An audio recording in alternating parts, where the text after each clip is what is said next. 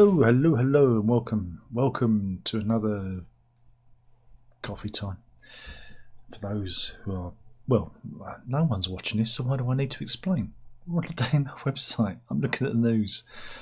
Wow, it's we covered this yesterday. Pro-Palestine weirdos are targeting McDonald's, and there's more. What they're doing is they're releasing mice into McDonald's because they see McDonald's as an ally of Israel for some reason, but they're also smashing Starbucks windows too. So pro-Palestine vandals smashed the windows of Starbucks in Yorkshire, and again mice in Birmingham McDonald's, and there was another one. There was an attack at a cafe in Keighley, and it's all happening for some reason. There seems to be a lot of pro-Palestinian vandalism going on. Here we go. You can see it happening. Of course, the police are powerless to do anything. Though there was a video doing the rounds, you can see inside, a video doing the rounds of a Scottish fellow commenting about the Palestinian flags draped in Bethnal Green, and he got arrested by the police. Again, everyone has a right to put up whatever flags they want, even those horrible ones, the ones that we don't like, and everyone has the right to comment. And except for him, because the police arrested him. Because, again, he wasn't inciting from violence from the video, the clip that I saw. Again, maybe I didn't see the whole clip, but it does seem to be that there are certain rules for some people and certain rules for the other. And don't think that you've got freedom of speech in this country, because we haven't. Not true freedom of speech. The consequences change depending on the mood of the times. So yes. So we'll move on from that. What else have we got? Oh, we have a neighbour from hell dispute. We're going up to Rochdale in Greater Manchester. Kevin Grogan is a neighbour from hell,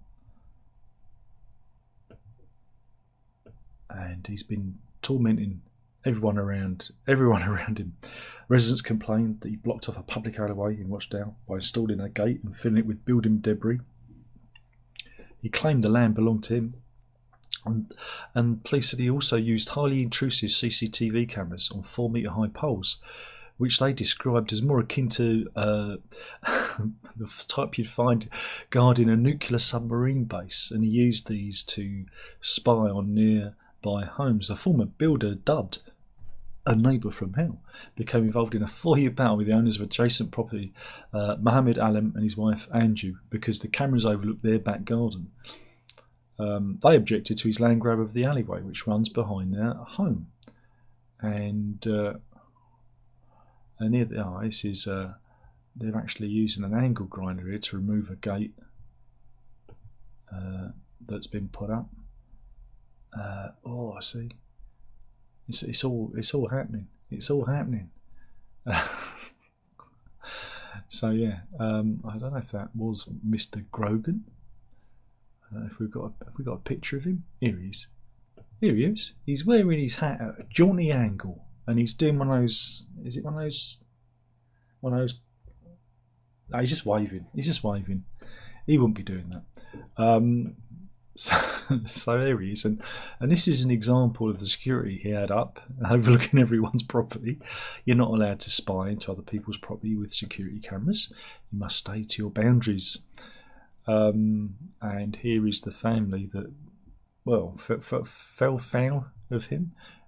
This is Mohammed Alam and his wife and their child, and they weren't too happy with all the security cameras, and neither would I be. and he was ordered to reopen the alleyway and handed a community protection notice after defying police.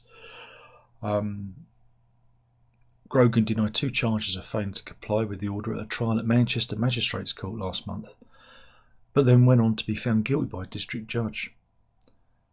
Mr. Allam, who claims that Grogan cameras are still trained on his property, said the trouble started as soon as we moved in. Has been going on for more than 4 years. Mr. Grogan made a land grab when he closed off the alleyway and filled it with rubbish, and his cameras give my family no privacy. It's like Big Brother on steroids. It feels like we're living under occupation. Don't mention occupation. So yeah, he's a right one, and here's a view of the alleyway that's in question. He seems to have.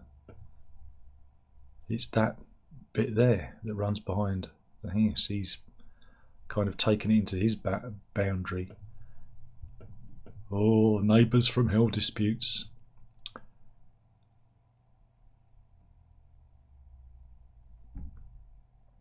Anyway, District Judge Tom Mitchell found Mr. Grogan guilty of 2 charges of failing to comply with the CPN, saying he found evidence that his evidence was tailored and evasive. He fined him £750, handed him a £300 victim surcharge and £330 costs, which is a total of £1,380. Meanwhile, other residents had previously described Grogan as a neighbour from hell, a real pest, and accused him of spying on them. Greater Manchester Police were contacted for comment, but didn't. So there you go. We've got our first neighbours from hell. Meanwhile, we've got a new storm coming in. Oh, it's Storm Kieran. Storm Kieran. That sounds rather soft and fluffy, isn't it? We want Storm Bruiser. Storm Crusher, not Storm Kieran. Storm Kieran makes it sound like he's a social worker, you know, with a little wispy beard. But yeah, the Met Office have put out a report that we're braced for a weather bomb. Weather bomb. That sounds exciting. Yeah, we're going to get 100-mile-an-hour winds, and they reckon ferries, flights, and school lessons, axed as the weather bomb edges closer to the UK mainland. But yeah, Storm Kieran has also sparked a red weather warning for the Channel Islands. Pupils in Jersey have been told to stay at home from school amid fears of widespread destruction, rivaling the Great Storm of 1987. Now, funny enough, I not only do I remember the Great Storm of 1987, but I remember the effects it actually had in Jersey, because they got hit first, and a lot of the trees, and they have a lot of palm trees, they used to until the storm blew them down. And I remember going there and seeing the destruction back in the day. Meanwhile, in Guernsey, there's been a scramble for food supplies, and there are empty shelves. My goodness! And should we have a look at this storm? Well, it just looks like that at the moment. I mean, can't really see a lot that's going on. I mean, there's Spain down there, and I think the Channel Islands are about here somewhere. Again, it's hard to tell on the map. And there's us. So, Storm Kieran, screw you up. There you go. Here's the infographic there to help you. Strong winds on Thursday. There you go. Should be fine. It'll be fine. Just stay in. Don't go anywhere. And there's more. It's moving. It's moving. Oh God, does it ever end? And here are some empty shelves. Apparently, is this in Guernsey? Oh my God, what's going to happen? Wait a minute. I can see some full shelves in the background. Maybe the staff haven't filled these shelves yet. Look. Whatever's on those shelves, they can buy that. Okay, panic buying my foot. But yeah, and then I did a little story about the Great Storm of 1987. My granddad, who was a milkman at the time, went out in it. Yeah. He actually went out and delivered his milk, but then he had to stop because there were trees all over the roads, and he had to come back again. So there you go, a little bit of meteorological history there. Meanwhile, this is a good one. Where is this? Does it say where it is? Edenbridge. Oh God, Edenbridge. Edenbridge Bonfire Society has organised celebrity effigies for 25 years as it aims to bring what it claims is a light-hearted twist to Bonfire Night. Again, for those of you who are not from this country, November the 5th is not only the Mrs. birthday, send money and trinkets to the usual address, but it's also Bonfire Night, and that's when some bloke tried to blow up Parliament and failed. So what do? We let off explosives to celebrate the fact that it didn't happen. I've never understood that. Remember the 5th of September, gunpowder, treason and plot. There you go. See, I went to school, I remember it. And that's what November the 5th is for people who are not in the country. And we let rocket. Well, we don't, because we don't. We just don't. Not anymore. I haven't done it in years. Not since we had a garden, proper garden. We've got a garden, but it's over there, and it's too close to other properties. But anyway, I've gone completely off the topic. The celebrity effigy for the Edenbridge firework display this year is none other than our old mucker, Mayor Sadiq Khan. Yeah, they're going to be setting fire to an 11-metre guy. And it's, it kind of represents him and the ULEZ zone and everything.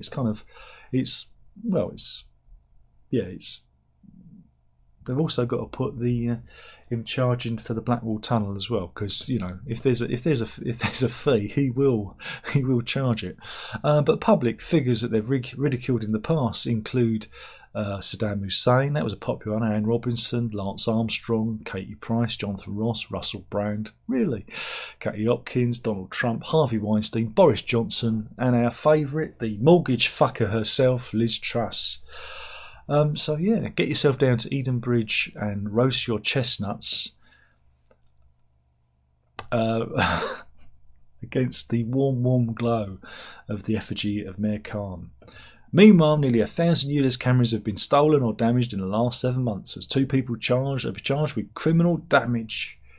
Oh my goodness! Again, that's the ultra low emission zone in London, which costs £12.50 a day. Again, it doesn't actually stop stinking cars entering the capital. If you've got a lot of money and you've got a really stinky, polluting car, just pay £12.50, drive around all day.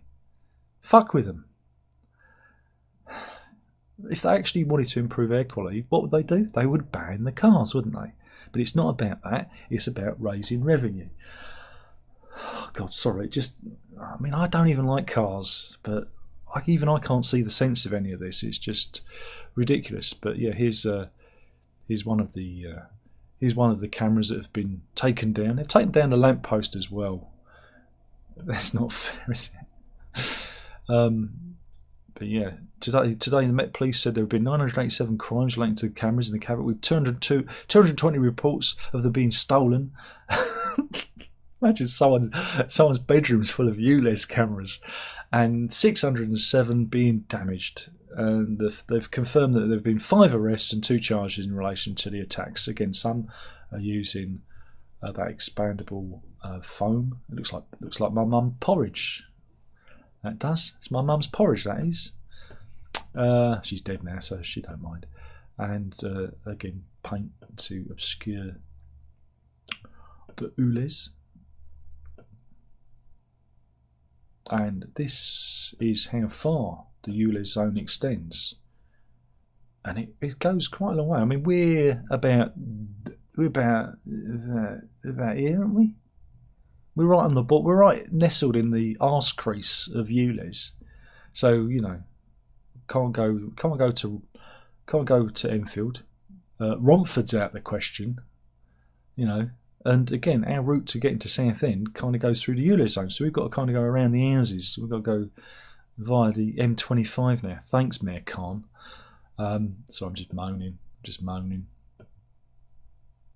Don't worry, they're never going to get rid of it.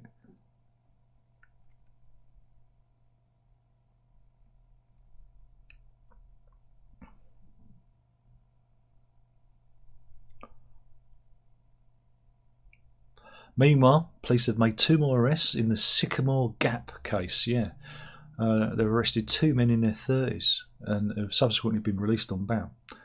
Again, for those of you who aren't paying attention, please pay attention. The Sycamore Gap was a famous tree that has appeared in, well, movies and imageries and all sorts of things, and some utter bastard cut it down. It is up there in Cumbria near Hadrian's Wall in Northumberland, and they cut it down, and they still haven't got to the bottom of who's behind it. No CCTV cameras up there, that's why. So there you go. Meanwhile, Elon Musk says AI safety is vital to the future of civilization and claims the technology could pose an existential risk if it becomes anti-human. Meanwhile, Nick Clegg claims that AI could interfere with upcoming elections, but also in the same thing he said that all the all the furore about AI can be compared to the violence in video games outrage of the 1980s. So he's contradicting himself. Yeah. It's meanwhile, if you think your water bill's high, don't go to Spain, because Gillian Hodge is having a bit of a do, because she received 2 eye-watering bills from La Vinuela town hall in southern Spain. The retired pharmacist, who's 66, who spends her time between Spain and Scotland with her husband Tom, couldn't believe it when she got a bill for €73,640. She said, "I felt raw panic, and I've been overwhelmed with stress since I saw the bill last month." And here are the couple. I guess she's in the background and he's in the foreground. So yeah, this is and they've been told that they got to pay up by Spanish authorities. And this is their villa. Very nice, very nice. Should have stayed at home though. Should have stayed at home. I keep warning you. You won't listen to me.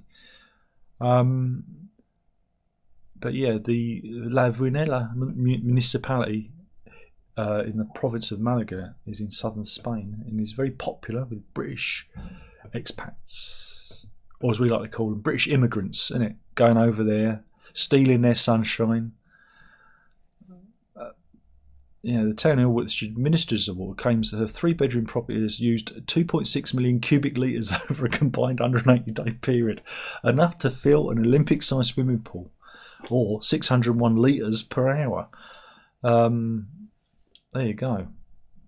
But apparently there's been a big leak there. Right? There's a leak. And the leak was, they reported the leak in July and it was fixed immediately.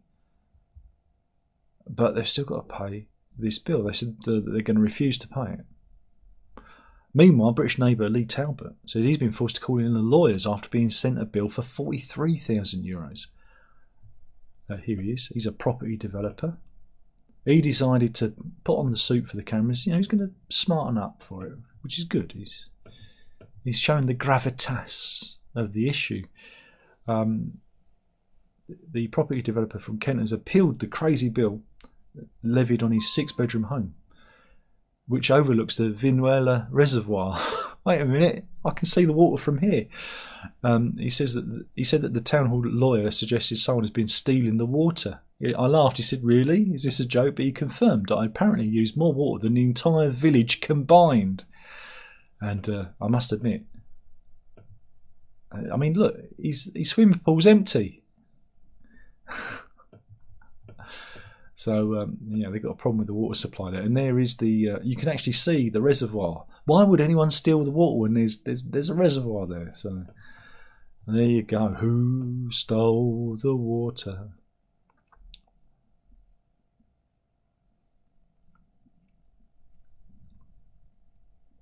Meanwhile, in the COVID inquiry, which we're paying for, you see in the full extent of Dominic Cummings' lunacy. I mean, oh God, how the hell Boris Johnson... Oh, sorry, I've just... And again, everything I said came true. He wanted to destroy the civil service and replace it with nothing. He referred to cabinet ministers as... I'm just guessing it because the words start out, fuck pigs. Now that's a word I like using. How dare he? How dare he? and branded senior civil servants as See You Next Tuesdays. And this is via a WhatsApp. Again, this is all the WhatsApp. They're idiots. Remember, there's one thing to say something, and there's another thing to actually like put it in writing, right? And again, all these people should have like journalist training, because you never put anything in writing that's going to incriminate you. And look, here's a picture of him going, I got found out. He also called ex-civil servant Helen McNamara a See You Next Tuesday. And she's branded him violent and misogynistic. Yeah, he was very aggressive, apparently. Meanwhile, Nicola Sturgeon, wee Nippy, as she's hinted that she's deleted WhatsApp. All her WhatsApp messages from the COVID era. Gee, that's stupid. But there you go. It's what goes on. We employ morons, and this is why we're in the state we're in. People's Parliament, everyone. People's Parliament. That's what we need.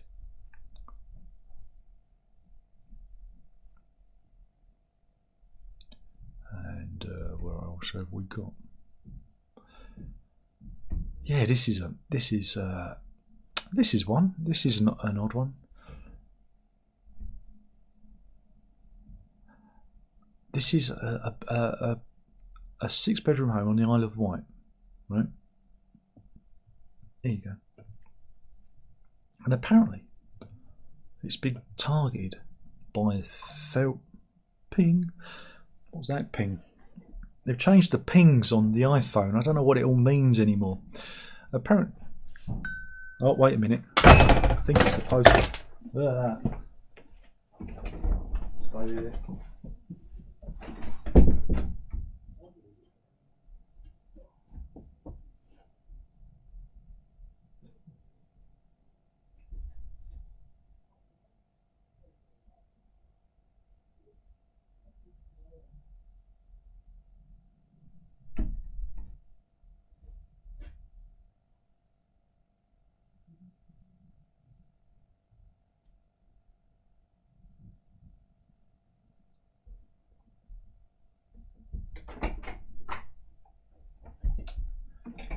Are you off then?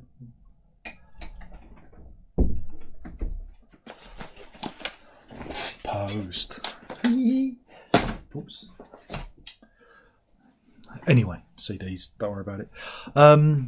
Yeah, there was a month-long spree of destruction at the 6-bedroom home on the Isle of Wight. And apparently, the youths smashed antiques, destroyed ornate stained glass windows, and chopped down a palm tree. Right? During the weeks of chaos, the children aged between 11 and 15 damaged a wrought iron chandelier, flipped over antique furniture, and destroyed the owner's beloved wedding dress. They reckon that the vandalism has caused the property value to decrease by £300,000. This is being heard in court, by the way. Yeah, Joanne Pittard and her husband Matt were planning to make the property their family home with their 2 daughters before it was absolutely trashed by the youngsters. So obviously got in somehow. Isle of Wight Magistrates Court heard the property had been left practically uninhabitable after the gang wreaked havoc in between May and June last year. 7 perpetrators who are now aged between 13 and 16 cannot be named for legal reasons, admitting criminal damage, were each fined £1,500. Gee, that's going to cover the costs. Prosecutor Anne Smith told the court the offences took place at a substantial building in the town of the Isle of Wight, in a town on the Isle of Wight. And this happened over Easter in April 2022. Joan and Matt Pittard were in the address there were over there at Easter in April 2022, and they had a week there and left the property clean and tidy in very good order. The couple were then away from the house for around a month. But on June the 3rd, the gardener alerted them that there may be some damage to the property, and when they returned to banging noises, it became clear that something was going on, and youths were leaving the address. And the youngsters were eventually identified. And I don't know if they've actually got any pictures. Oh, there's no pictures. That's rubbish. But yeah, an estate agent said the damage to the property has seriously reduced its market value by £250,000 to £300,000. And again, lots of antique stuff was damaged. A tractor mower, they tried to set alight, and Yeah, I mean, absolutely shocking. The teenager were also handed a 12-month referral order. I mean, yeah. Oh, and the fine is actually imposed on their parents, right? So the parents have got to pay, but it's still not enough. Just throw all of them in prison, parents as well. Absolutely rubbish. How would you like to get some revenge? This apparently is some. Is it on TikTok, or where has she placed it? Does it say? But anyway, Savannah, who's an office worker, had a bottle of her favourite coffee creamer in the communal fridge at work, but it went down. It went down, and she was thinking, oh, somebody's half inching it. Right, one of her colleagues, they reckon, had been helping themselves. So she put on a note, and she did this. I'll let you read it. It says, "Good morning to whomever has been enjoying my coffee creamer all week. Surprise, you've been drinking my breast milk. Hope you've enjoyed it. Cheers. P.S. It's organic, so no worries." There you go.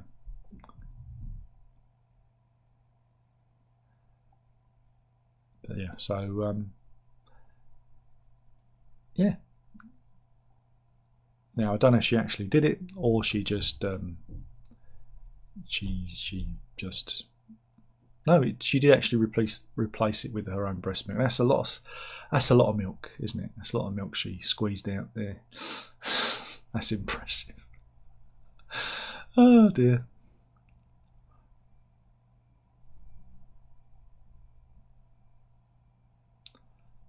Let's have a look. Meanwhile, this is good. They've done some celebrity Halloween outfits, but I think this is the best one. I don't know if you remember in the year earlier in the it was in the summer, I think it was. Kanye West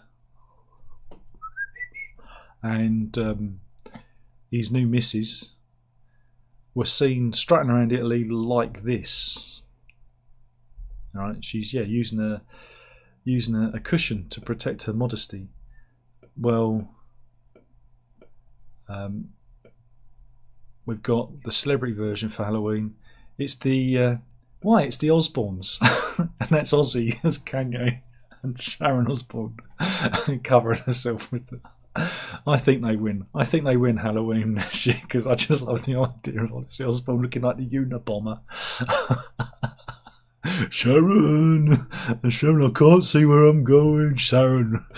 Oh dear. So there we go. Meanwhile, how about some weird shit? Who wants some weird shit? Because ageism is the last ism that we haven't tackled. Ageism abounds wherever we go, as well as ableism. Ableism and ageism go hand in hand.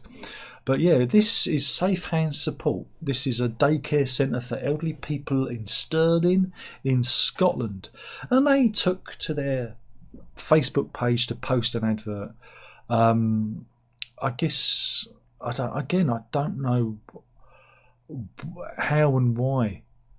But two of the staff decided to do this. Don old age pensioner masks and do that, and it's I just don't understand how they thought that was ever a good idea.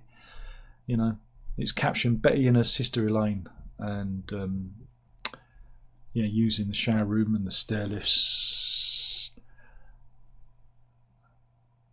and then they had to. And then they wrote this comment, right? Because after Age Scotland, they wrote a letter to them, obviously, or an email, and they put up this statement, which is, again, you just read this statement, it's as dumb as anything. It says, "We were approached by Age Scotland about some of the photographs we publish using people in masks. The images are purely visually to show how we can support elderly people. and give a visual of elderly people utilising our centre. Well, guess what? Why don't you use the actual people in your centre to promote yourself, you idiots? But I don't get it, because people are thick. Just utterly thick and offensive. Because ageism, it doesn't matter, because old people don't count, do they? Ah, dear.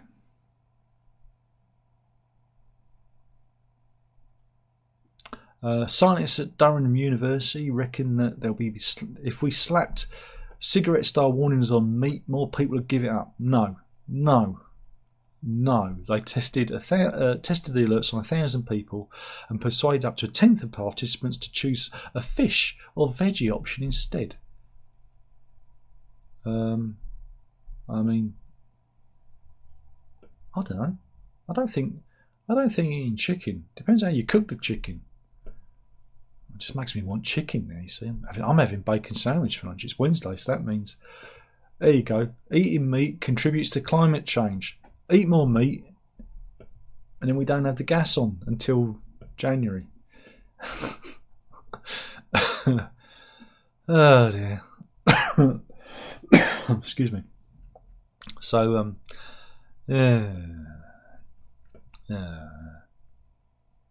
Disney Plus is raising its price in the UK. It's gone up to £7.99 per month, or £79.90 a year. Fucking hell! I'm gonna have to look into that, because we've got Disney Plus. Or we can have standard with ads. Oh, we don't get HDR. Oh, we don't get what? These are the options. Oh no! Oh no! Oh no! Oh no! I tell you, all the subscription services are going to go under. They're going to end up going bust because people are going to cancel their subscriptions.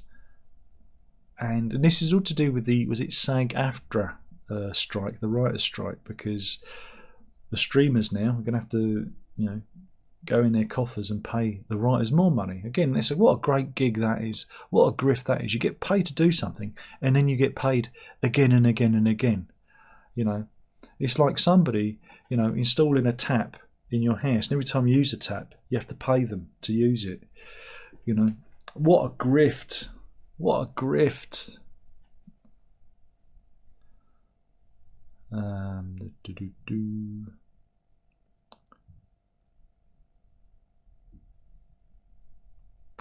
What else have we got? Trying to find any.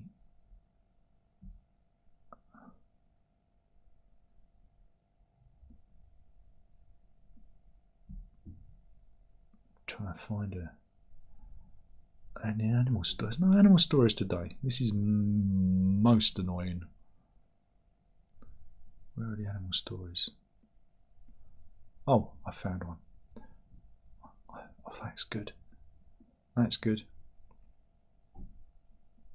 Meanwhile, this is a story. This is in East Flatbush in Brooklyn, and this is a neighbour dispute that's kind of got out of hand, and I'm just waiting for it to cycle round, because they were arguing about noise. So they're arguing, and the guy in the black jacket pulls out a gun and shoots the fellow in the white t-shirt and his son dead, all over a neighbour dispute. And thank God we don't have that in the UK, isn't it? That is shocking. Oh, I found another one. Excellent. Again, all the good stories are at the bottom.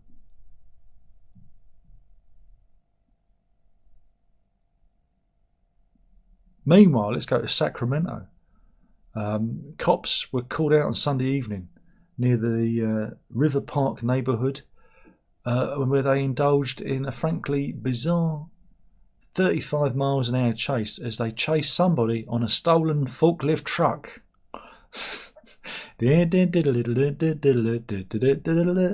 Yes, the streets were buzzing.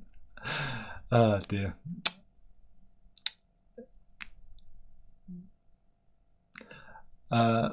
Resident James Nunnally said that I was already awake, but it sounded like every officer in Sacramento was in the neighbourhood.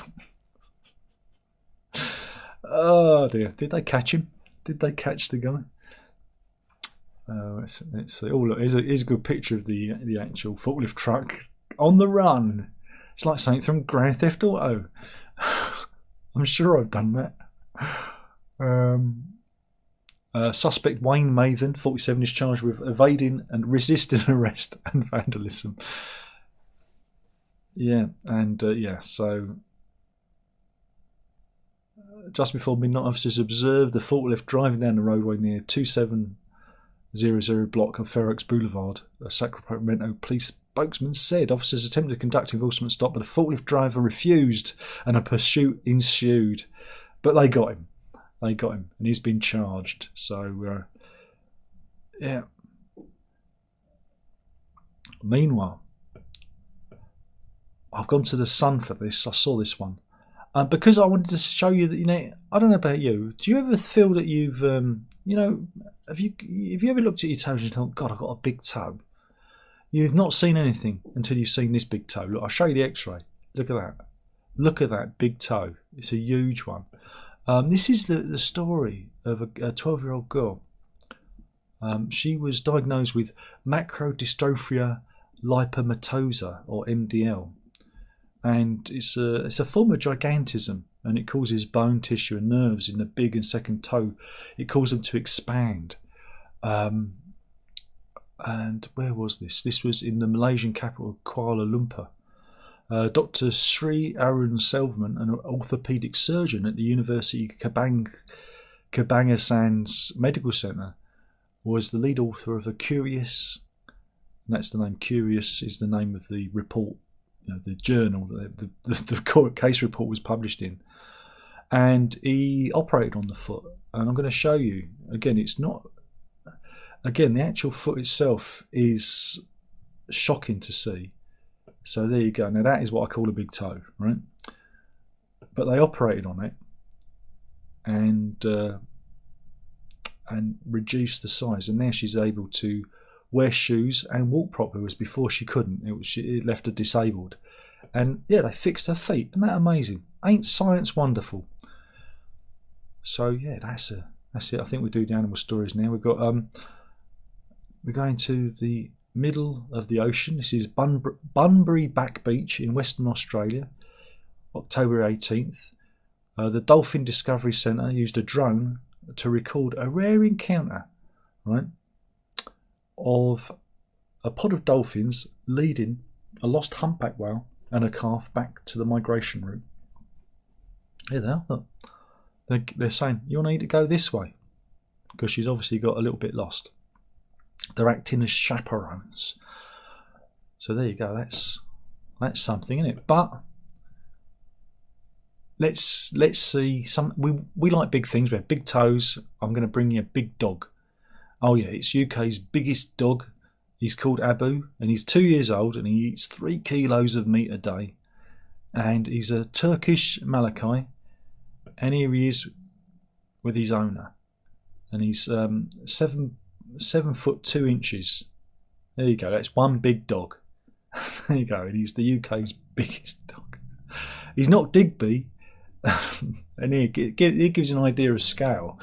I mean, he really could ride him around, put a saddle on him and ride him around. Yes, they said he weighs the same as a baby elephant, but you can fit him in the boot. He is mobile. There you go, only just. He eats 3 kilos of meat a day, including a whole chicken, 3 whole mackerel, 2 eggs, and and dog food. And it costs him £4,000 a year to feed. That's an expensive dog. And oh no, my trackpad batteries have run out.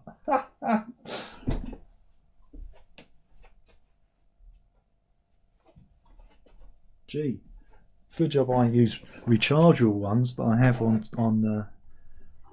the go. This is what they want. It's the level of amateurish. Amateur.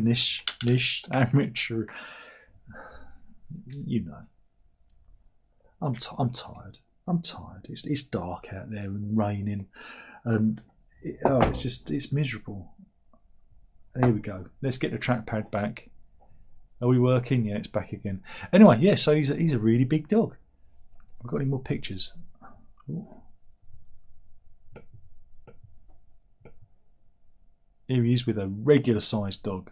I mean, that dog looks terrified. He's going, what the f... There you go. And I reckon they can grow... Oh no, I don't think he's going to grow. But here he is as a puppy. Oh no, they reckon he's got one more year of growing to go. Oh my goodness. He's going to be huge. And he was imported from Turkey.